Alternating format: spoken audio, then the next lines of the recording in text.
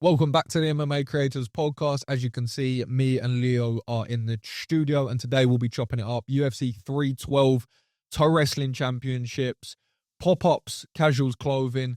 Leo Cooper's got a few exciting things happening on the YouTube. I don't know why I referred to his full name, but there we are. We get into absolutely all of it. Enjoy the conversation, and as always, keep it casual.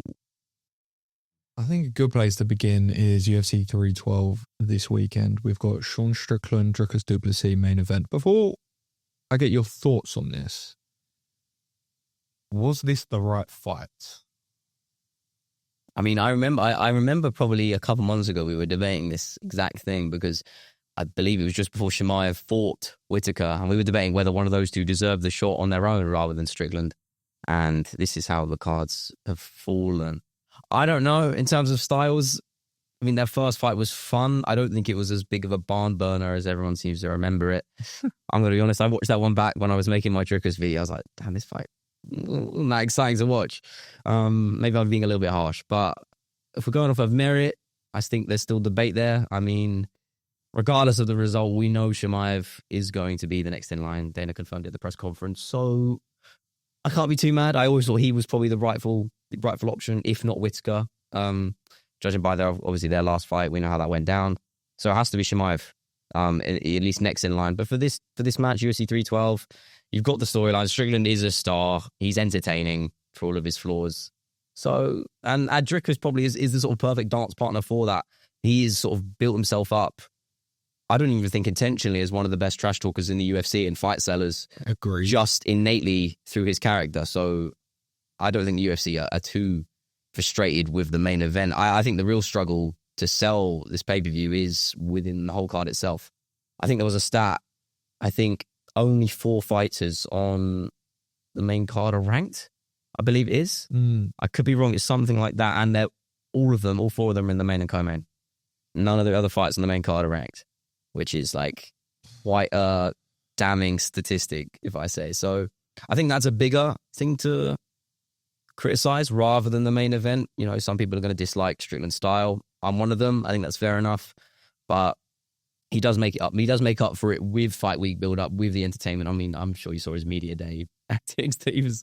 I don't even want to get into the stuff that he was talking about. But as a fight, I'm like a 6 out of 10 on the excitement level. I think that's where I'd put myself. Yeah, I think there's been a bit of conversation around the card because when you have, I guess they've been going there more frequently post-COVID, but when you have infrequent cards in a space like Australia, you want to stack it. You want all the hometown heroes on there. And they have a couple, right? They have Colby Thickness. We can touch on that in a little bit. My old friend Colby.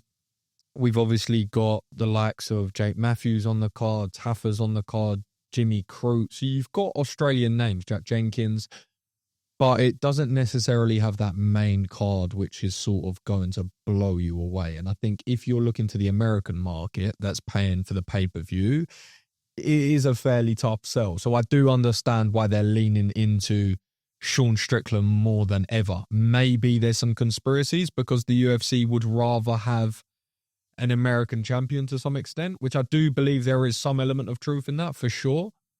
But also they know that he's going to be controversial. He's going to make headlines and they need some friction on this card to really sell it to the audience, I think at least. When you look at the main event, we always talk about paths to victory. What are the paths to victory for either fighter, or at least one side, and I'll paint the picture from the other maybe? I mean, it's whoever really, for me, it's whoever sort of enacts their will, their way of fighting, because they're so contrasting in the way they fight. I mean, anyone is to a guy like Dricus du Plessis.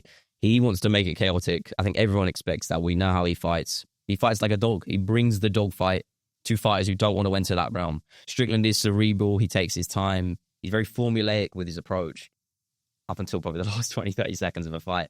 But that's the reality of Strickland. He can keep the range, use the jab, tease. We know how both of these men are going to operate. Their styles are so signature to them. That's almost what makes this fight quite interesting, is because their profiles are just so unique to them. You know, Sean pioneering that Philly shell style in MMA, and Dricus du Plessis, I mean, what do you even call what he does? I don't even know. So controlled chaos. That's probably a good way of putting it. I called him sort of the drunken master I think that was the term I used. John in one of Charles the videos. Skabowski. Yeah, or the comparison I made back in the day, Prince Nassim, the boxer. That not in terms of visually, but in terms of unorthodoxy. Just completely wild. It doesn't look effective, but it is. And Dricus is exactly that. So, yeah, I mean, if we could go straight to some predictions, because why not? I mean, the fight was close last time. I don't think it's going to be as close this time. I think Dricus is strong, and he is going to be stronger. Michael Bisping, I'm sure you saw that, posted a picture of him side by side after an interview with That was Dricus crazy. making a point that Michael, he's 221 pounds, lean, and Dricus du Plessis was outsizing him. And keep in mind, these are two men who were fighting at the same weight class. So, yeah, Dricus is visually massive, and I think in the cage, Sean is going to feel that strength. And I think the wrestling is going to be the big factor. I mean, he's going to be more effective in this fight than it was in the last. I always like seeing photos like that when one half of the photo, at least, I've met or I know to some extent, so I can size them up off of how I size them up. And I'm not sizing them up to fight. You ain't doing it, bro. But I just find it super interesting, right? You have a middleweight ex-former champion. Okay, I'm about 6'2", so how tall is he? How wide is he?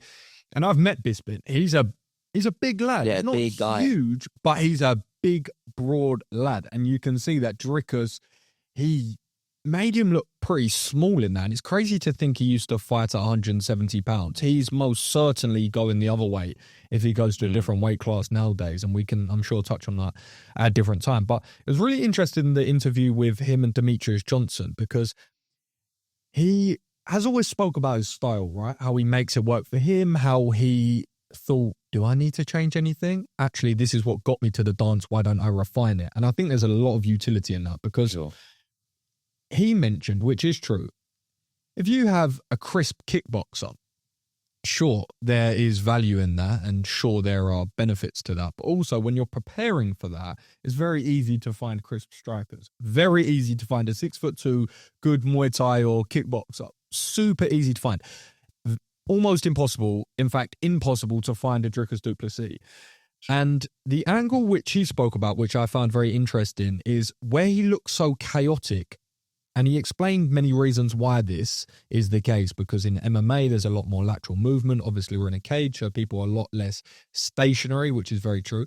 Also, how he speaks about once he crosses the void between that striking and he gets in on a takedown, he doesn't want to waste that energy, because he's done the dangerous part. He's avoided knees, punches, everything that can come up the middle. So now he wants to make it count. So that's why sometimes you see him falling on his face and grabbing things and jumping on it. He does. Because he is so tenacious with that takedown, because he's got past the scary bit, which is the striking, which is where you can get your light switched off, entering that void, as Demetrius Johnson would call it, that he wants to really then capitalize. So I thought that was very interesting. But just to flip it back to Sean Strickland's side of things, because I was very conscious of listening to Eric Nixick's breakdown of the adjustments that they're going to make on the rematch. And I always like dropping him a message as well and just asking him different things. I never ask too much detail, but I like to chuck a couple of things here and there. And what he spoke about, which is something which I've said with previous fighters, and it definitely applies with Sean, is with someone like Dricus, you know one thing. He's going to put the pressure on, he's going to come forward, because that's also where Sean Strickland's weakness is. He's great coming forward and fighting at his own pace, and he can do that forever. But he can't do it forever going backwards. It's a very different skill set. And it's not that he's ineffective, but he's less effective. So we know Dricus is going to want to do that. So you have to stop him doing that. You have to stop him advancing. So there's a couple of ways you can do this. Sure, knees up the middle are always thoughts, but the percentages of knees up the middle are actually pretty low. Especially with someone like Dricus, who's very herky-jerky and awkward, it's going to be hard to time it. So I think, firstly, Sean's going to have to use his teep and his jab like he usually does, expertly. Then, I think if he closes that distance more, elbows. Absolutely. You may not know it off the top of your head, but Superlek versus Jonathan Haggerty, one of the best examples. Oh, you'd be talking about the Haggerty elbow. I'm talking about the Haggerty elbow. Okay. That's iconic. I might be a Muay Thai casual, but I know. I used to watch kickboxing and Muay Thai, right? But now I've got super into it. Now I actually know the fighters and different references. And the reason I say that is not in a condescending No, of way, course but not. it's because I wouldn't have had it. I mean, I don't know much either, but I know that. You know that. I know the old. To be fair, Haggerty is a star, but it's things like that, right? Yeah. It's catching the timing of your opponent, catching their entries, and then meeting them with elbows. And it's very low risk as well. The more I learn about Muay Thai, the more I realize there's a lot of dangerous techniques that don't come with a lot of risk. Short elbows stepping in and things of that nature. So I think Sean has to do a lot of that. And then also what Eric Nixit mentioned, which I think is very true, implement some of his own offensive wrestling. When he was grappling, it was he stayed safe, popped back to his feet, then he would strike again. But Drickus was securing the rounds for that, and Sean wasn't.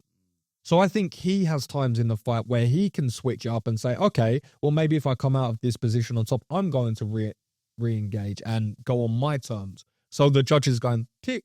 Because you said you don't think it's a close fight, I'll wrap up on this. I do think it's going to be a close fight. I really do.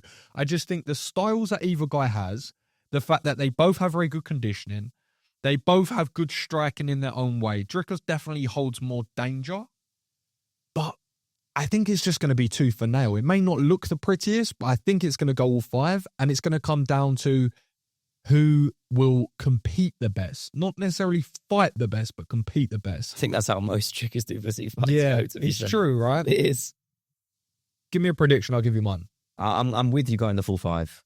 I think decision. I think there's a chance of maybe a late submission. Drickus might just grind him down the extra mile that we didn't see in the first fight, but decision is probably the safer option. Sean is, for all his faults, a pretty durable guy in the octagon. He's not one to give up easy at all. So, well, as you said that, I was just thinking, every fight, it's not even every fight week, it's every pay-per-view fight week, we get a staff scandal. And we have a staff... Swords on the way on the train here. We have a staff scandal for UFC 312, Sean Strickland. Now, the question is not, does he have staff? Because it 100% is. The question is, has he been on antibiotics? And if so, how close to the fight? Because although that's a small detail, that's not a small detail when you look at a fight which has the potential to be razor close. Because it's small things like that that actually may turn the tide. So I'm not saying that's where it's going to be won or lost, but it will be interesting to see if it goes 4-5. Can Sean push that pace? We know he's always sparring. We know he's always training, but Drickus du Plessis will bring that maximum level of intensity for 25. So it's an interesting thing to consider. I don't know. It's a big factor. I mean, Makhachev dealt with staff in one of his... I wish I remembered the fight. It might have been against Volkanovski, actually, at 284. I could have been wrong, or maybe it was 280, but it was one of the fights where he didn't have a great performance, and a lot of that, there was a debate, was around because of staff infection and the antibiotics, because it can drastically affect your cardio and your overall performance. So that could be... Staff or staff? I call it staff infection. That's how I've always said it. I don't know. Is there a correct term? Have I got it wrong? I don't know. I'm asking you. I don't know. I've never had it, thank God. Of the two skin/fungal infections I had from jiu-jitsu, staff is not one of them, and I think that is probably the worst one. So, thank God for that. Yeah, you can die from it. Yeah, I know. That's why I said it's the worst. I put that on a post the other day, and everyone thought I was being a bit dramatic. Yeah, it just looks like a little weird hole on your arm or something. Yeah. You're like, no, you can die. You can legitimately die from that, and a few people in Thailand have died from that, which is why I actually made the post originally. But coming back to a more cheery topic, prediction. Where are we going for it? Yeah, for full 5 rounds, I think Drickus du Plessis will get the nod more. I'll give it 49-46. I think Strickland might take an early round. I think Drickus will have to find that range, struggle with the jab a little bit. He'll find it in the second and then take over. That's where I see it. If I were to see this as odds, I would have it as a pick'em. It's not what I'm going to bet on, for sure. No, it's definitely not. I don't like betting on Drickus du Plessis fights because of how he... There's my 2 rules. It's him and heavyweight division fights, unless it's Tom Aspinall. Then I never bet on them. It's easy money. They're just... Heavyweight fights are such a risk. I hate doing it. And Drickus du Plessis is the same.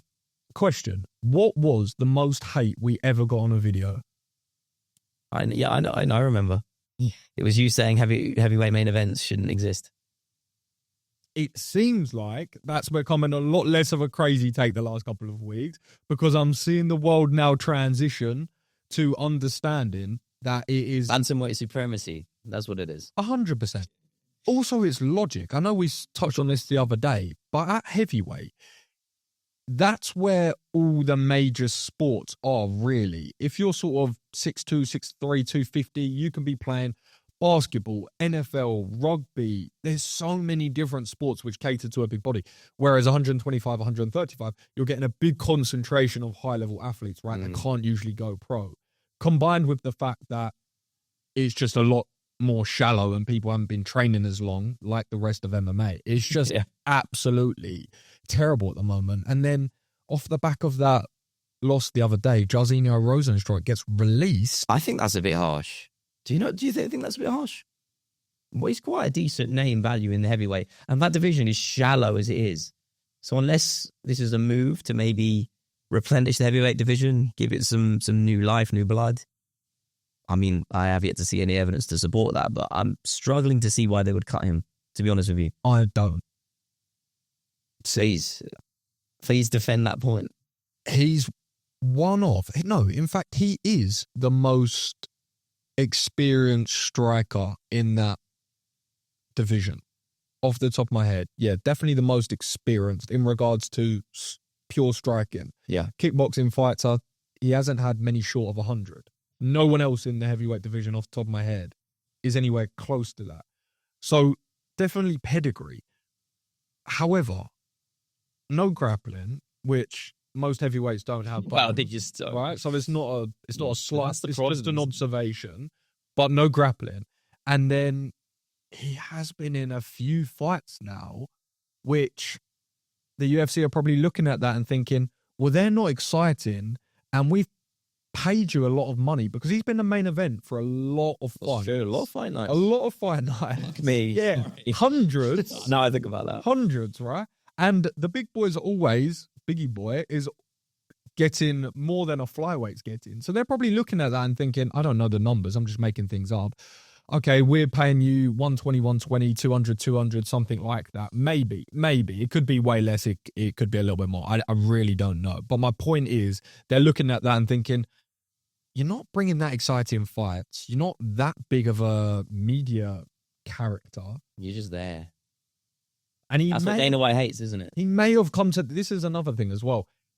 He may not have got cut. He may have just fought out his contract and not had it renewed, if that made sense. Which, in my opinion, makes a lot of sense. And I think he'll actually bounce over to Karate Combat. I actually messaged Asim and said, Biggie Boy, question mark.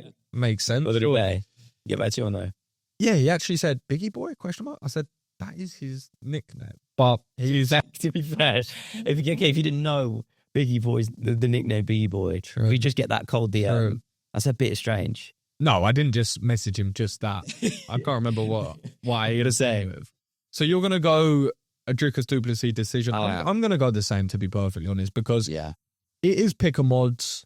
If Sean Strickland wins, I would not be in the least bit surprised. But no one has been able to crack the code that is Dricus as of yet. He's 8-0 in the UFC against the very best. And Sean Strickland's had a go, and I know it was close, and I know that the eye and the blood, but he didn't win. He didn't. I do. In that moment when that fight happened at 297, who did you think won? I thought Dricus won that fight. And that seems to be a more unpopular opinion in the build-up to this fight week. I see a lot, and maybe that's just because Strickland fans are very vocal, but I don't think that's a crazy take, really. Honestly, when I watch fights like that, I think to myself, I've not watched it through the eye of the needle to be confident to say, right, I've got the scorecards for you, this is what I think. Yeah. I have to watch it very differently. I'm watching it, I say all the time, but it's true. I'm watching it at 5 a.m., I'm half asleep, I'm in the trenches, I'm having a couple of snacks, I'm dialed in, but I'm not looking, sometimes I'm with other people. So my answer to that is, I wasn't shocked whatever the answer was. And then there was outrage and I wasn't too shocked by that. But what is kind of shocking is the fact that we are 3 days out and we currently have Tatiana Suarez in a title picture. Incredible. Against Wei Li Zhang. For those that don't know, paint a little picture of Tatiana Suarez, because I'm sure you've got some knowledge on her and people may not sort of know how incredible her story is, to be perfectly honest. Yeah. Just to put this into perspective, I think probably this 5th or 6th video I made on my channel, that was about, call it 22 months ago. So just shy of 2 years ago. I did a prospects to look out for video. And I included her on a technicality because of the fact that even back then, she had been out with injury just so long, people have forgotten her name entirely. And she may as well have been a fresh contender on the scene. Very true. So that puts her into perspective, her struggles with injury and being out of the game. And actually, you bring that point, it's surreal to see her in a fight week, in a title fight, which is crazy. And I think it's been long deserved. And obviously the roadblocks she's faced, they are universal, maybe not to her extent, in terms of injuries and dealing with struggles outside of the octagon. And the fact that she had thyroid cancer, of course, in 2019. Yeah. I mean, yeah. I didn't want to say it, but Why? I don't know. Well, I don't know. Yeah. Yeah. It's a major major point. point. That's a major talking point. I mean, yeah, that is, I can't think of another fighter who's gone through that and come out fighting still. So again, it's cancer on top of the injuries. It's just, very surreal to see her in the title picture. And what surprised me even more is, as much as I like her, I didn't expect the odds to be as close in her favor. When I looked at the odds this week against Weili Zhang, I thought Zhang would be a sizable favorite, and I believe it's about a pick 'em right now. I think actually saying that, I think it might have shifted. I think Suarez might be a slight favorite, which is very surprising. I know she's got really good wrestling pedigree. That's always been a big part of her game, and Rose Namajunas actually used that as a game plan in their rematch. But I don't know. It feels like Weili Zhang is just more well-rounded, more complete. Again, it's a tough fight to call. I don't know. I want to hear your 2 cents on it, though. It's a difficult one to call because usually you have a good amount of data to go off when someone's fighting for the title, right? You usually have a main event, and even if they don't go 5 rounds, they're in 5 rounds. You have top contenders that they fought against. You've seen their striking, you've seen their grappling, and you've seen some consistency. But with her, it's a whole different conversation because we're really going off how good we know her grappling is and how good we think she can be. And despite the fact that she's beaten people, previous champions like Carla Esparza and like... Who's the other champ? Andrade. Did you beat Andrade? Potentially. Who was the other lady she beat early doors in her career? Champion. Yeah. Montano? Nika Montano? No idea. I don't know. It's going to come to me in a minute, but it's annoying. She's already beat high-level opponents, but early in her career, we just haven't seen her at this point, right? Whereas Weili Zhang, she's been doing this for a while now. And you look at her, she's a freak emphasis on that athlete. Super quick. Did you see her knee on belly drills that she was doing and sort of shifting? Yeah. Crazy speed, crazy work ethic, crazy physique as well, by the way. She's always ripped. Yeah. So shout out to, I know that's not just her whole team, but the guys at Bangtao, they do a phenomenal job. Woody with her strength and conditioning, I know works with her. She's been out in Thailand working, so you know her striking's going to be there. And the safe bet's Weili, right? You've seen her in 5 rounds. You've seen what she's capable of. But we've also seen, like you mentioned, the only slight hole in her game has been that grappling. Now, I'm not saying that she can't have painted over those cracks and improved those areas of weakness. But if they were there not too long ago, I don't think she would have been able to get it up to a level where it's going to be able to mitigate someone like Tatiana Suarez, who's in conversations of Olympics at the time. Yeah. Right? So, and you didn't even touch upon, she had a nasty neck injury, which is actually why she left the whole wrestling scene. Crazy luck, isn't it? I mean, it's just... I think I'm leaning Tatiana Suarez. I was thinking that too. I was thinking that in not just on the way here, but in the last... Maybe it was emotion. I don't know. Yeah, maybe a little bit. Maybe just like, of the passion. Like, yeah, it'd be a good story. It'd be a good documentary. Yeah, I'm with you. I think, again, it just comes back to what I said about the Namajunas Zhang 2 fight. That is such a glaring thing for me with those takedowns. That was really the story of that fight. That it was a close one, but that's how Rose won it. And by all accounts, I think Suarez is a much better wrestler than Rose Namajunas, and that's no discredit to her. It's just she has more experience, and it is really her realm. So I'm with you. Size. Yeah. The size. That's a big thing, right? You look at Tatiana Suarez, she's a big girl. She looks a lot bigger physically than anyone in that division. And her last fight, I can't remember who the lady was off the top of my head. Quite a while ago now. It was a while ago. This is my point, right? And I should know that, but my point is she comes in there and she looks a lot physically bigger. I just think when she gets her hands on Weili, which is... She ain't letting go. She's not letting go, but also she knows that's what she needs to do to slow her down. It's going to be very difficult to put her away, and it's going to be difficult to go 5 rounds when you don't have that much cage time. But I am going to lean to Tatiana Suarez. I think it's her time to sort of have a crescendo moment in her career. I think she deserves it, if nothing else. I mean, she's already at that level. And I would have said it before, but I'll definitely say it now because I just checked her recent resume. Andrade was her last fight. But if you go back pre-2019, Alexa Grasso, Carla Esparza in back-to-back fights. Alexa Grasso, who I was referring to. Yeah. Carla Esparza, Alexa Grasso. That's 3 champions. 3 former champions. And now's her chance to become one. And I think she can probably do it. And also, not just champions, but if you take a look at those names, you've got Jessica Andrade, who's a submission artist, knockout artist, the most prolific women's finisher, arguably, of all time. She gets too much disrespect, I'll say that. She does. And way too much. And she bounces weight classes as well. So active. Fair play to her. Number 2, Carla Esparza, you've got a grappler. And then Alexa Grasso, you've got a striker.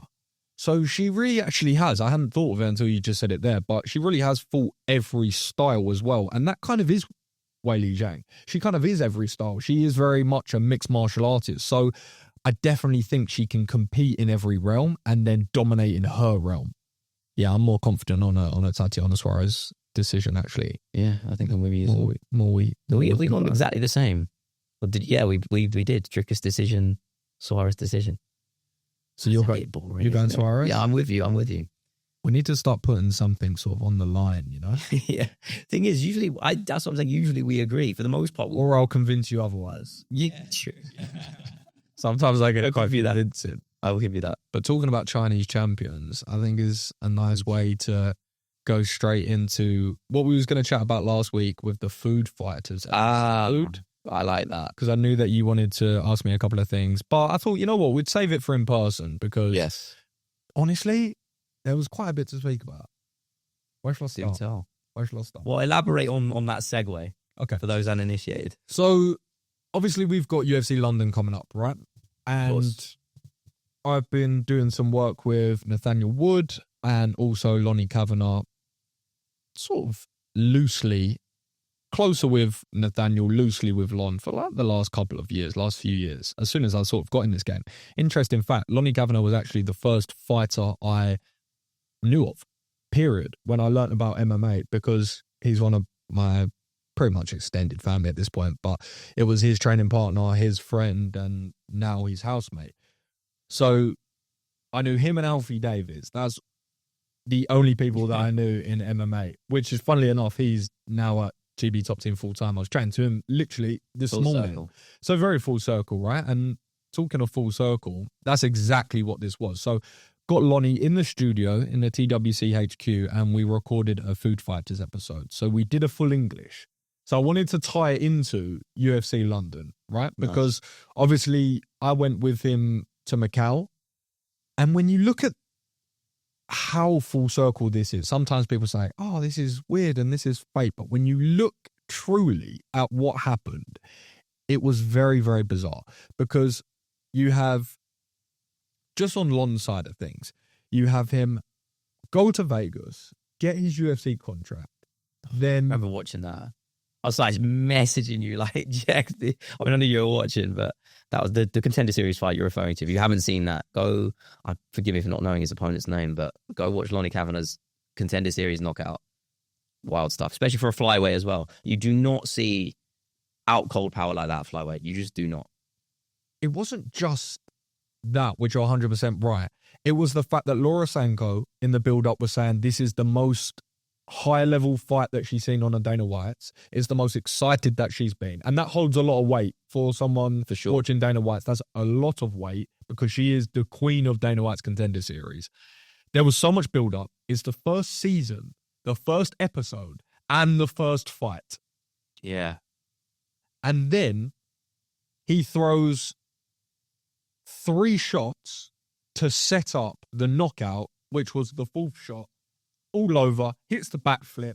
Dana White saying "holy shit" moment, which is the ultimate compliment. As soon as he gets up out of his chair, it's a wrap. You've got the contract. It's done. And it was almost like you could see his life go, boom, change in that very split second. And it was insane to say the very least. So he goes and does that.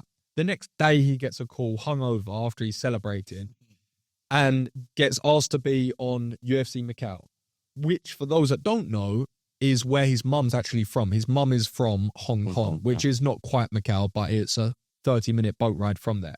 So we go to Macau on his debut. He has his debut, wins his debut, and then we travel to his hometown in Hong Kong. And then for his second fight, whilst we're in the after party, he's with Mick Maynard, Diego Lopez, and Justin Gaethje. And he does a shot with Mick Maynard, and he says, "You want London?" He just nods politely, as he usually does, and he says, "Done." London is booked, and now on his second UFC fight, he's coming back to his other hometown, 30 minutes down the road from where he lives and trains, to make his debut in front of the UFC crowd and the London fans, next door to where he's been fighting this entire time with cage warriors. It's a good life. Which comes even more full circle for me within the story, because, like I said, my extended family, my close friend Frank, the person who got me into MMA, the person who told me about Lonnie first and foremost, and Alfie Davis, like I mentioned a second ago. We are then in the studio, and I have Lon recording with me. I have Frank. I have one of my closest friends from uni who is now doing the photography, which he does full time. I have one of my other closest friends from uni and home, which is doing the photography. I have Paul's pod, who is we just called it Paul's pod, MMA savant, behind the camera as well. I have the Toe Wrestling HQ studio. I have an FX9 as the main camera, an FX3 as the second camera. I've got all of my boys on the photography, and I'm recording the production studio exclusive with Lonnie on his debut in London, 20 minutes down the road from where I live and where I grew up, essentially. And I was looking around after it all sort of happened and thought, I did say this was all going to happen, and I did plan for all of this, so I'm not surprised. But it's come together a little bit freakishly, the full circle nature of it, right? So I know I went on a little bit of a rant there, but... Bro, it's the passion. Yeah, it was kind of insane, to be honest. It's actually, I mean, I feel like I'll try and segue this as best as I can, but just before we punch record, we talked about being more inspired by the journey rather than the actual thing we're doing a lot of the times.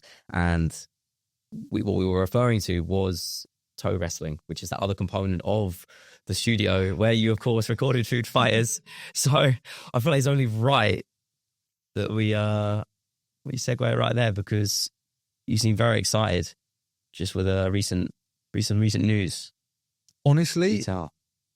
You kind of go in peaks and troughs, right? And we speak every week. So we go in troughs of, well, we've had weeks where we haven't left our room, it's grey, we've been stuck on the laptop, and there hasn't really been much exciting. But what you really need to do, yourself, myself, anyone in this space, as much as you can, you need to try and go and make those in-person events or projects happen. It's so sorry to just, it's just so important for what we do, because as I always say, innately, the one downside, I think, in general, towards our sort of occupations, but I would say more so specific to what I do, sure, because you've already planted those seeds, is very isolating. It's very solitary at the bottom line. So you have to make, as you said, those efforts to spread out and communicate and work in person with different people, because social interaction is paramount really for balance. So yeah. You know what? It's not even just a social interaction element of it, which is 100% necessary. And for me, that's very important as well. But it's also just seeing these things happen in real life. It's one thing to see these things on a screen, right? And to make things happen and to grow a brand and get money, and that's an incredible luxury that we have. But when you're actually in real life and you can put these things together and you can see these physical projects come together with friends and different professionals, and you see things come to life, it really just gives you this different level of energy and sort of inspiration, really. And then you come home and you want to get that video edited and you want to progress the project onto the next step, you know. And for the next week, you're actually kind of on a high a little bit. And now even going into GB Top Team this morning, I've been doing that pretty frequently every week for the last couple of years, and it's always been a bit of a slog for me. I'm grateful that I get to do it and for the opportunity, of course, but it's a 4-hour round trip, getting up early doors on the Central Line, which I hate. I've never wanted to do that. So yes, I feel super grateful, and that is, I preference that always, but I'm still human. I still don't enjoy doing that journey or spending that much time. You shouldn't have to pretend to either. No, do that. No, because some people try and, like, you know, we speak a lot about those like TikToks and the sort of day in the life of a night. Yeah. They almost, I feel like the one thing I don't like about them is they almost romanticize too much the mundanity. Yeah. And sometimes you don't need to bullshit us and do it, because no one likes commuting, generally speaking, as a whole. Like no one, yeah, exactly. No one wants to hop on the Central Line and get their ears blown off at like 8 in the morning, whatever it is, probably earlier, right?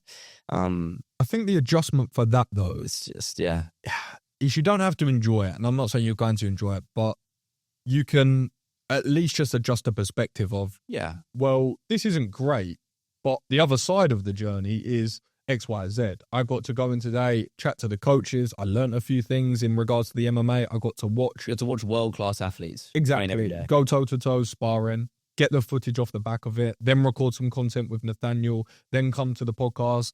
And we've said many a time, every time we're sitting here, this is exactly what we planned for. So the fact that we get to do this every day is incredibly invigorating to a certain extent, because there's long periods of time where you don't do the bits you enjoy. You know, so long it felt like I was spending so many days and weeks and months and years doing the niggly bits that I did not enjoy. And very slowly, I feel like I'm just at this turning point now where I'm just doing the bits I enjoy a little bit more. Yeah. And all of the tasks that I'm doing off the back of it are a lot more enjoyable. And I'm now more focused on the actual quote unquote art side of it rather than all the logistic sides as much. I've done that work. I've also outsourced, leveraged it. So you have to take care of that. But I know I went off on a tangent. But it feels like now coming back to the food fighters and the toe wrestling, which I almost forgot. I will actually get on. But it feels like I'm actually doing these projects now constantly, right? And I'm sure when people see these things online, they think, oh, that looks cool and that looks fun and I'd like to do that. And sure, it is. But that isn't. Yeah. You know? Let's say 85% of the other part, the hard work you got to put in. Up until this point, 90%. Like, yeah. 90%. Fuck it, call it 95. Yeah. Call it 100. All of it's difficult. Because if I were to guess, right, we're just to flip this onto you. Sure. If I were to guess, I would guess that the scouring the internet for the right clip. You picked, you look bang on there. And done. Editing to a certain extent, because sometimes people say, I like the art form and to learn. Sure. Scouring the internet for clips and editing is probably the least enjoyable part, right? Yeah, you know, it's interesting you say that. As I said, you hit the nail on the head. You're kind of right, because I encompass that research part of finding clips. I pretty much encompass that as part of the editing process. Maybe I shouldn't, but I do. And I think that's generally part of the reason why I really don't like editing sometimes, is because honestly, researching, finding, you know, it gets to a point where I'm trying to find 2 seconds of Volkanovski saying one fucking thing, and I'm doing it for an hour, and it drives me insane. No man or woman alive can find that fun. I'm sorry that it is. It's how it is. But again, that's the price we pay, isn't it? It's the price we pay to be able to do the best parts of our job and have the flexibility and have the freedom we have. But I not that bit specifically, but the editing process as a whole, as I lean in towards these more cinematic sequences and as I get more inventive and just better at the process, I do tend to enjoy it more. So, question. It's nice. Can you, or do you, or maybe just a thought, I don't even know if it's a question, would it make sense to download an AI software where the YouTube video that you go on automatically, without having to download it and export it, automatically transcribes the whole thing so that you can just Command F and search for the words. I'd have to download the video as well. You would, but I'm sure the gaps are getting a lot closer. Where you can just go on XYZ platform and it will have the transcription next to the video. Do you reckon? 100%. I know there are things out there. I'm going to have to look into that. 100%. That's a good idea. Because I know there's a lot of AI at the moment where you don't even have to download the video. You just post the link, right? So it will be paid, but it will be a great price to pay. You'll be happy you pay the subscription every month because you post the Volkanovski hour and a half. That long. But, right. Sorry, I thought it was my mind. Yeah. Hour and a half interview because you think there may be X, Y, or Z. Or at least maybe you can just cross-reference it with multiple sentences that you may be looking for. And then you can just use the search terms in the transcriptions. Yeah, it's a good idea. The only problem is a lot of times in practice, I'm kind of looking for more of a broad story beat that I'm trying to hit. So I don't know a specific phrase on the top of my head. It might just be a general feel or line of conversation that someone might Surely if you know what sort of feel of conversation you're going for would be indicative of what he would be saying as well. Yeah, true. You know, to a certain extent. I'm not saying it's getting... It's just a matter of whether it's worth paying for. Sure. And how much it is. Mate, these things at the moment are £20 a month. If you hated it that much and I said, give me £20 a month, I'll make it 30% better for you, you'd pay me £20. Something I'm finally investing is Epidemic Sound, which I don't know why I haven't done because I realized I rely way too much on the same music and stuff. I was like, I need to switch up. I need for me, music is like the most important part. I try not to stress about it too much, but honestly, it is make or break. It can make or break an entire sequence. And I like to kind of have it planned out beforehand in a lot of ways because I like to match the edit with the sound. I think that's paramount, particularly within more high stakes cinematic sequences. I like to basically just marry those two things together visually, like the cuts.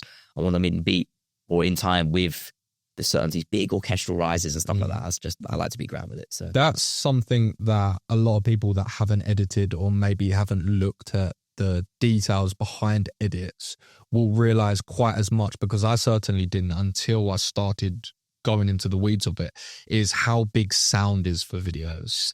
It's an entire art form in itself. So much so that when I go to the TWC studios, they have a sound guy. He comes in every Tuesday and Thursday and helps them with their videos. And he is masterful. And when you start watching people break down, the editing podcast guy, Joel, can't remember his name off the top of my head, but very famous editor. He does sound breakdowns and shows you how to adapt it and how to improve different things and certain sort of basics and fundamentals. You don't realize how much it adds to the stories and the feelings and your subconscious just flow of how you're internalizing things. Super, super important. So all of these things are sort of formed together as edited, but really it's 100 different things. Someone went to uni for color grading. Someone went to uni. I don't know shit about color grading. Sound design. Right? There's so much to learn. There's so much. It really is intense. But I was having this conversation with my friend the other day. We'll bring it back to terrorists in a second. But I will not know that I got. But I was having this conversation with my friend the other day because, just for a very brief amount of context, he wants to get in further to this media world. He's got a very, very natural talent for taking photos and capturing moments and just seeing things. You just have it or you don't, really. You can get better at these skills, but you either just have a natural eye with things like that or you don't. And he most certainly does. And I always tell him that.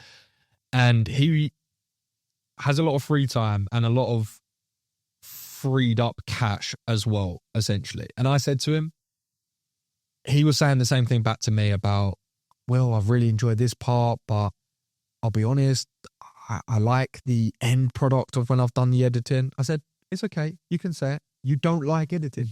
I know, because I don't either.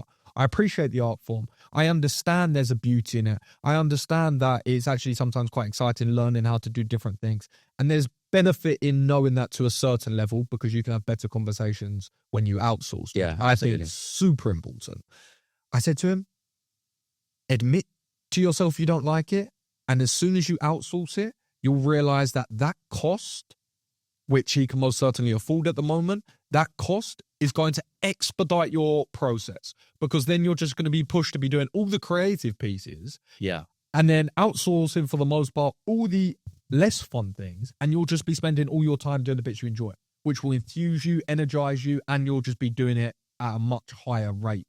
So I said to him, I'm not sitting here trying to give you advice, but knowing him as well as I do and knowing what he likes and doesn't like, sometimes people look at things with the wrong perspective with cost in business, from my perspective. And I've done this a million times as well. I think I'm in that same boat that you're about to refer to. I think I'm You're 100%. probably in there as well. 100. Yeah. And I'll tell you from how I saw it for my own business, and then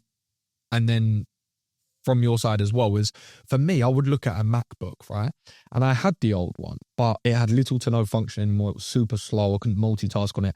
And you look at the MacBook and you think, £1,400, like $2,000 almost. It's like big outlay, and I'm a frugal person with business, so I just try and not buy anything unless I have to, of course.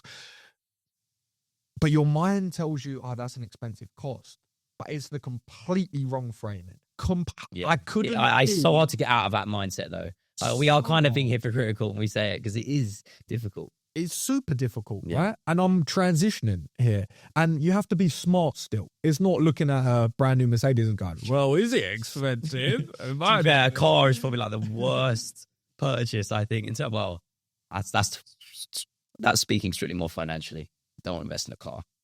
But how I mean that a bit more specifically for anyone listening is more so your framing is that's an expensive cost. That's a lot of money. But the question should really be, well, how could this change my business? How much money could this make my business? How much quicker could I make my processes? How many more reps can I get out each day because I've changed XYZ process? As soon as I bought it, got it the next week. Within one day, I said, oh my goodness, why didn't I do this sooner? Because the framing of how I spent the money completely changed. And of course, you're in the same boat. Spoke about it. I am. But again, I've been in that position too, where I've just bitten the bullet on it. Like with the camera, for example. That's been one of the best investments I've made. I use that all the time. And now at the time I didn't even know. I used it for projects I wouldn't even have known I'd gone on to do, like my games channel, which I would never have done if I didn't have the quality. And same with the microphone too. That was more of an earlier investment. I knew that going in, the audio is just paramount. We spoke about sound, perhaps more in a broader sense, but having good quality sound is just a game changer in terms of maybe on a just macro level audience retention, but I guess just in general, people prefer higher quality. That's just how it is. So it was definitely a worthy investment for both of those pieces of equipment, even if at the time I probably didn't want to spend the money on it. So, yeah. Visuals, people can compromise. Audio, people cannot compromise. Yeah.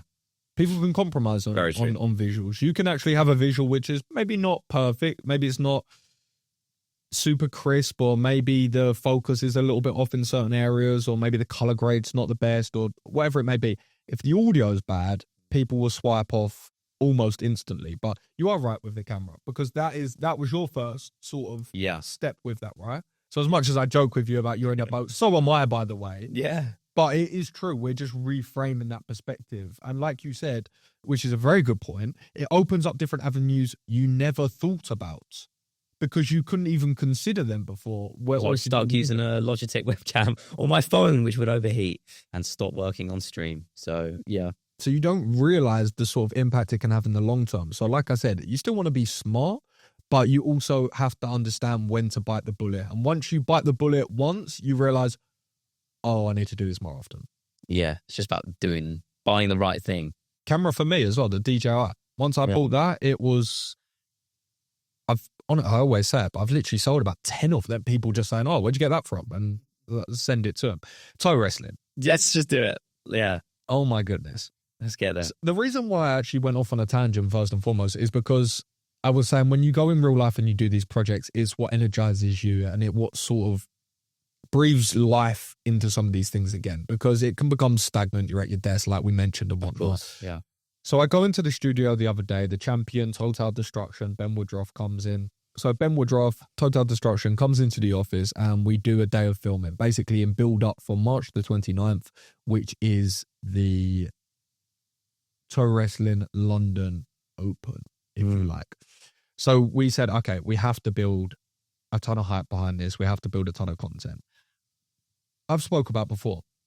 You go into the DMs of the channels. It's Sports Bible. It's wave.co.uk, joe.co.uk, BBC News, the Houses of Parliament are shouting it out. It's the craziest names of legacy media and now new age media you could possibly imagine.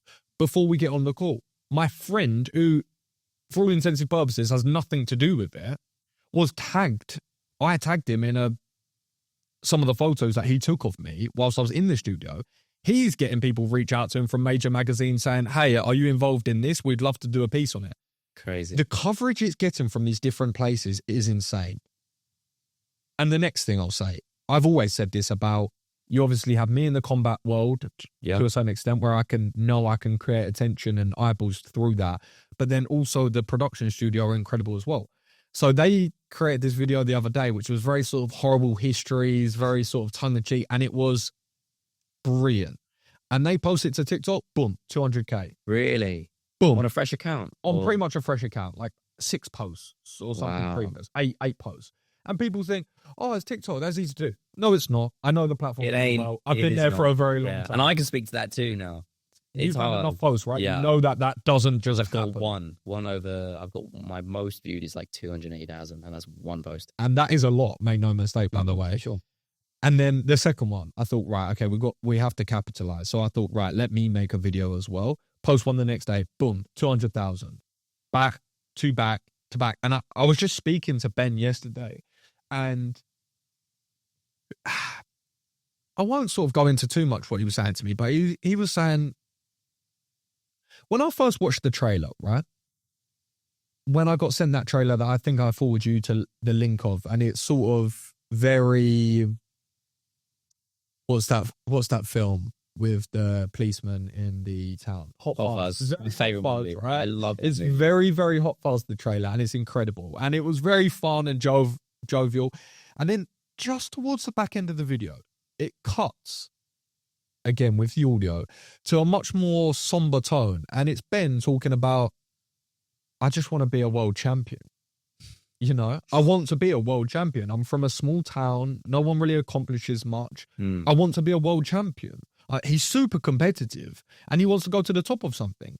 And of course, your mind at surface level goes, toe wrestling, that's a funny, laughable thing. But then you think about it on a deeper level and you think, yeah, that really brings something to people's lives. There's a lot of uninspiring people in the world. There's a lot of people that don't do anything, achieve anything, go anywhere, have anything memorable to speak about to their grandchildren.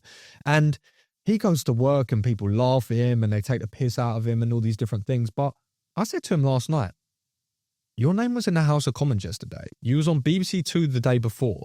You came down to London to a production studio to do a days of filming.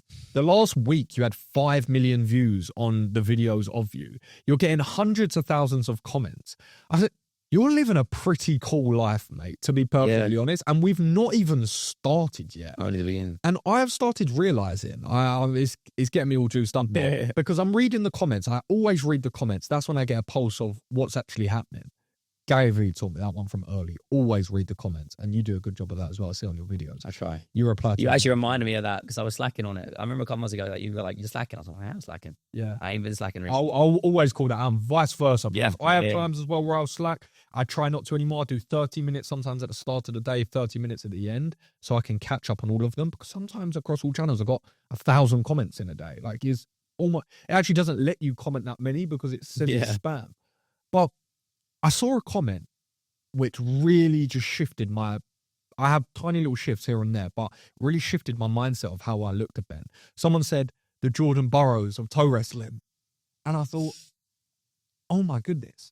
As a promoter, as the CEO, as the sort of person that's going to be going onto the podcast and selling this as an event, as a full thing, yeah. He is my John Jones. He is my Jordan Burroughs. He is that guy. Like, all jokes aside, he's the 3-time world champion. He just beat the 17-time world champion who was undefeated on his left foot in 20 years. On his left fucking foot. On his left foot in 20 Yeah. years. So it's just, so people were commenting and it sort of looks tongue in cheek, but you realise they're being serious. And he said, he's calling people out. And in the comments, they're like, lol, as if that person's ever going to accept. That's like trying to take on Messi in a five-a-side. And I'm realising that's exactly what this is. He is Jordan Burroughs. He is John Jones. It is the storyline. It's the storyline. It's WWE. It's the Vince McMahon documentary. It's wrestling. It's wrestling. Yes, exactly. That was the question I was going to ask literally before you brought on the idea of emotion, right? No. It was true because I was like, how do you, I guess, going back to what you said earlier, it's not necessarily a question, more so just a thought. Is it really a goal to shift the mindset of the majority? Because the reality is the majority of people who see Thai wrestling are going to see it, at the very least initially or at a surface level, as a joke or as a bit of a piss take. Are you trying to shift those minds, or are you just embracing that? Is that the goal? That's a good question. Yeah. I think, now, when we speak about this as a team, we all maybe have different opinions on different elements. I think from a macro, it may be quite joined up. My perspective, this is just me, I can't speak for everyone. My perspective is we should lean as heavily as we can into the wrestling, because I think that's where all the merit is. That's why WWE goes crazy. That's why anyone that makes content gets a lot of views, is because they storytell. We have phenomenal storytellers in Amity Studios, phenomenal production. We have an incredible product. And then we have an event which allows fun within it, like toe wrestling. You go to a live event, it is crazy. Yeah. It is fun. There's hundreds of people cheering and screaming and booing and laughing and shouting. And you realise it encapsulates that feeling like the darts does. It encapsulates that sort of feeling. So in my opinion, I think you lean into the fun of it and the pantomime and the wrestling. But also, anyone that participates or anyone who eventually trains will know, yeah, this is also not a joke. I'm not saying you're going to go in there and it's as combat as a kickboxing match, but I am telling you that if you're some weak scrub off the street, you're not going in there and beating the world champion. You're just not. You're not strong enough. Your core muscles probably aren't strong enough. You don't have the techniques. Yeah. And you'll find out pretty quickly. I always bring it back to wrestling, right? There's a million people in the world still having the conversation of, oh, it's fake, isn't it? oh, it's fake. It's just like, you're never going to change those people's minds or opinions. So I don't think there would be any utility in me trying to change people's mind. I think the utility would be in me growing this worldwide into all of the major countries around the world, getting people involved, getting people enjoying the product, and let people decide for themselves how difficult or fun or stupid they think it is. And it doesn't matter. It does not matter. Yeah. It doesn't matter at the end of the day. The only thing that matters is people, A, participate, which they're doing, and B, watch. And I can tell you for a fact, people are watching. Because I've ran numerous social channels. I've had numerous clients that I've run social channels for. And I have never, ever had my hands on a product where there is so much at its disposal. So many storylines, so many characters, so many angles, so many developments, so many things we can improve on, so many things we can speak about, so many angles of content that we all own all of it. Not me personally, but collectively. Along with the fact that we just got I haven't told you this, maybe I did, the trademark back for Todium. So we also now, Toe Wrestling, the TWC now own the term Todium. So no one can have that term. So it's the same as the octagon, right? So I'm more confused. You had to get that from somewhere else. So someone had that. No. Is it just free? Yeah. Well, No. You have to apply for it. Yeah, right? that's what I mean. Sorry. Same as I always get it mixed up for a patent and a trademark. So I may be wrong in which one it is, but we own the rights to the name of a Todium. So you can't have that, which is small things like this that I'm learning from the UFC, that I'm learning from karate, combat, WWE. There's so many different angles. No one can call it an octagon. for as stupid as that is, right? When Yeah, you're right. when the UFC bought the UFC, they didn't actually buy anything. They had nothing. You I know the whole. Yeah, You bro. know. I know the That years. kid's I was story. fan. Yeah, 3 letters and a wooden octagon and 12 fighter contracts, give or take. That's it. No rights to movies. They had to rebuy all of that stuff back. Say again. So they had A wooden octagon, about 12 or 13 fire contracts, and those 3 letters. That was it. what have we bought? We bought the 3 letters, essentially, TWC. We bought a wooden foot, Yeah. the Todium, and we bought a few fighter contracts, namely 2. Actually, I think it may be 3 or 4 technically. The current champion, previous champion, and the women's champion. So those contracts. Yeah. Not 100% on that, but is round about that. At least Alan and Ben are under contract, if nothing else. So all of the blueprint that I'm following is all the same. So when I get excited about things, it's not because I'm just naive and having fun and think, oh, it will go to the moon. It's because there's blueprints all around the world of people executing on these things. Yeah. All around the world. So when it started going crazy online, that was just validation of, okay, it was exactly everything I thought it was and more. And now I've got the Jordan Burroughs of toe wrestling. It's now also my job to promote him. Yeah. I mean, I'll just very briefly, just cover full circle. I just want to talk about my game channel. The same thing. You've seen the blueprint. I got that format inspiration. I mean, I pretty much copied it exactly. And I wouldn't say it was a plagiarist thing because they did 2 videos in that style. And I was sort of wanted to live vicariously through that. And so I did it myself. And the early numbers suggest that there is huge potential there. So I'm in that mode. There is that excitement. But as you said, it's on you and it's on me to build that thing up, promote it, build it into what it should be and can be. So I don't think there's anyone. I always think back to the Naval Ravikant, be the best in the world at what you do and rebrand it till it's true. I always say it, right? It's just such a sentence that just sticks out of me. I was really thinking about that when I was talking about pivoting my content into longer form. I was like, I just want to be better. I feel like I'm already at that higher level in terms of my standard video in that sort of niche. I get the validation in the comment section, which I obviously have to be careful how much you take that in terms of you want to but a lot of people are comparing me to who the channels in the space who I take great inspiration from and I'm inspired by, right? So that's always nice to hear that my work is at least perceived by some to a similar level, but I want to go beyond that, right? So I've been doing a lot of thinking about changing my scope in terms of monthly videos maybe, or as I said, every 2 weeks or maybe further, still trying to iron that out, but just going bigger with it. And I've had a lot of ideas. What angles of your personality would you like to infuse in it? Interesting. How do you mean? Like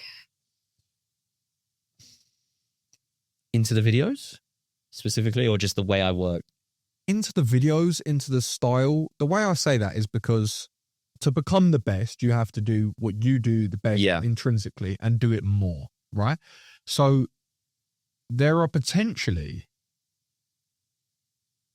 strengths within your character and within your makeup that if you infuse them into the video, you would be even more individual. You'd be even more standalone. You'd be even more unique to yourself and you would separate yourself further. Yeah, that's something I'm still trying to figure out. At the moment, I think my main goal is I've really, particularly over the last probably a half a year, I've really found out, I know now. I think before I was trying to figure out, now I know the elements which I'm just best at and I want to put together. And obviously, as I said, taking inspiration from other big channels, and I'll say it again, I know I mention him every week, but Patrick Gavia, his cinematic style with probably a script-heavy focus that I've always really stuck with from the get-go. And just marrying those two together is, I don't think people have ridden that, anyone in the niche has ridden the thin line perfectly in between putting those two styles together.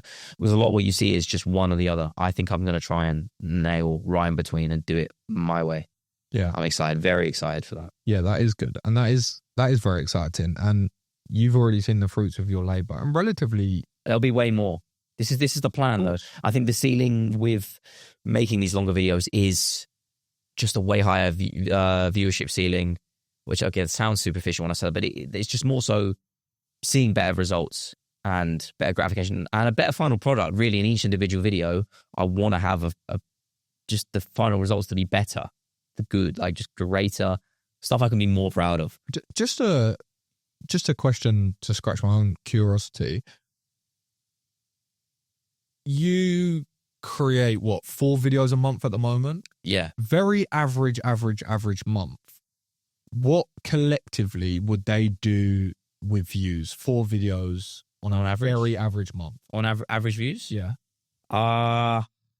250. I mean, I can give you, I wouldn't say a month collectively. It's hard to say. I'd say per video, I think an average viewer number, I'd say like something that I would be like content with No. at best. No. You've got 10 videos. What's the average viewership on that video? Okay. Yeah, that's what I mean. Yeah. Let's say 60K? let's say like 40K. 40K. Yeah. Right? So that's 160,000 over the month on a very, very average month, right? Yeah. I think eventually you're going to go to, this is just my 2 cents. I think eventually you'll probably go to 1 every 2 weeks and then eventually 1 every month. That's, yeah. And then you're going to laugh at yourself of now and the last year and think, how did I ever think that was the best, most constructive way? And I say that because I have more context of you. No, I already agree. Yeah. I literally already agree with you. Yeah, of you. I'm already hating that. Yeah. I've left it.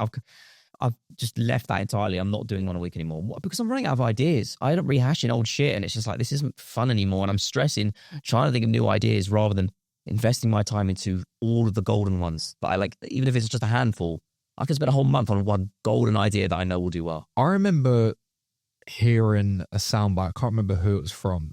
Winston Churchill. But He's from my town. Did you know that? No, I didn't. Mayor of my town. Mayor or one of The them. mayor. Something like that. I don't know. It's not Springfield, is it? I have a mayor. Dunno. Do you know what Simpsons? Oh yeah, mayor. Yeah, no. Mayor. Don't be that. So, Mayor.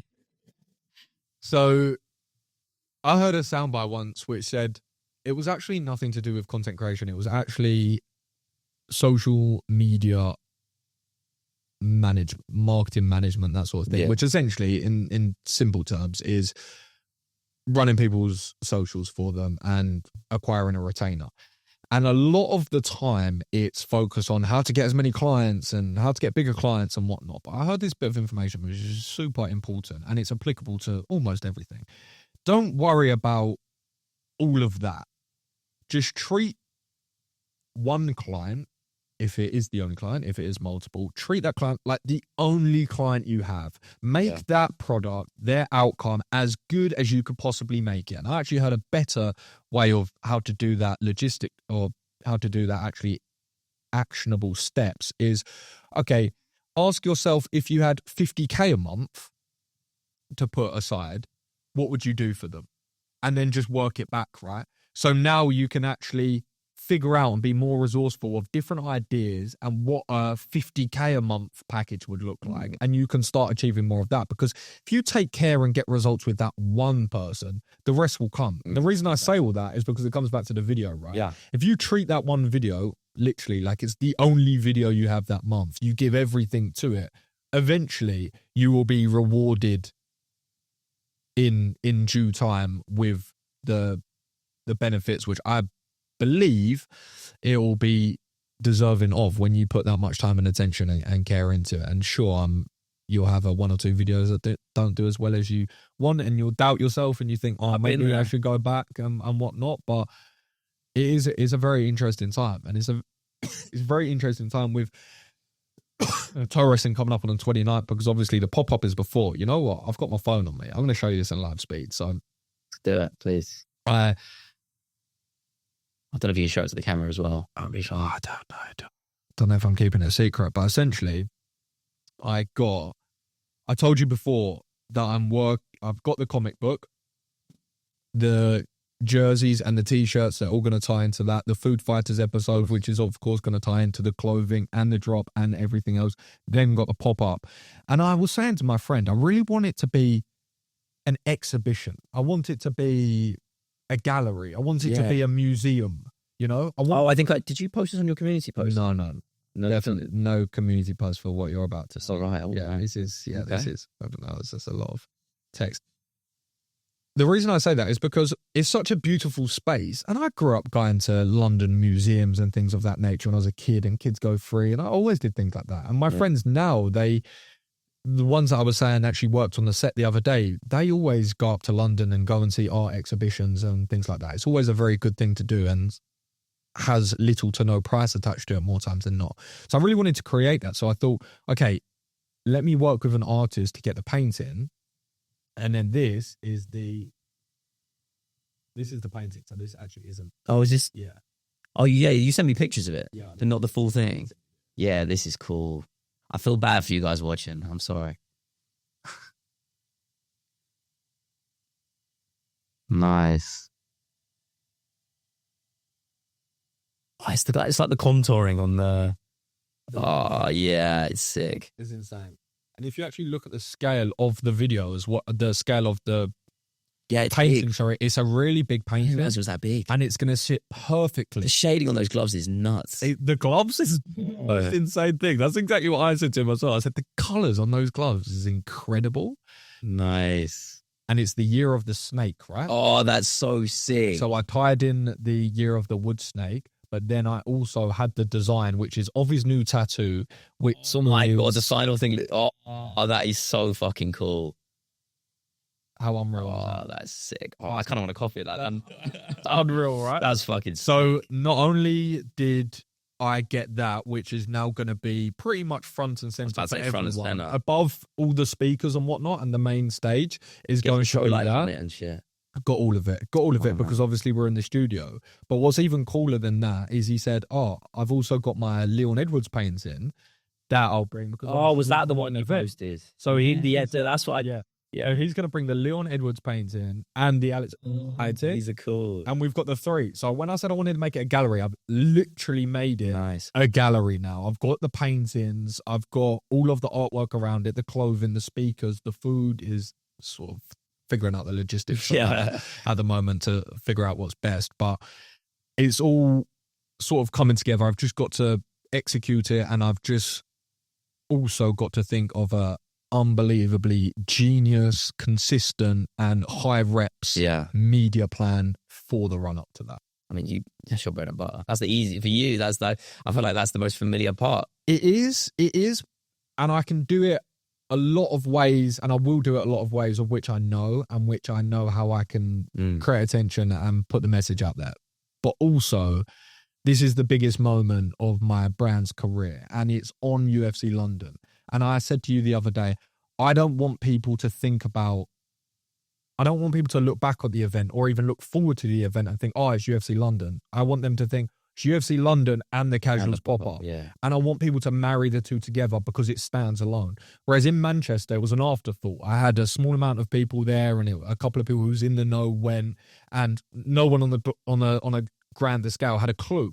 But this is going to be completely different this time. On the build up to it, on the actual delivery of it, the attention, it's not to say I want all the attention to be there and away from the fights. That's not it at all. Of course not.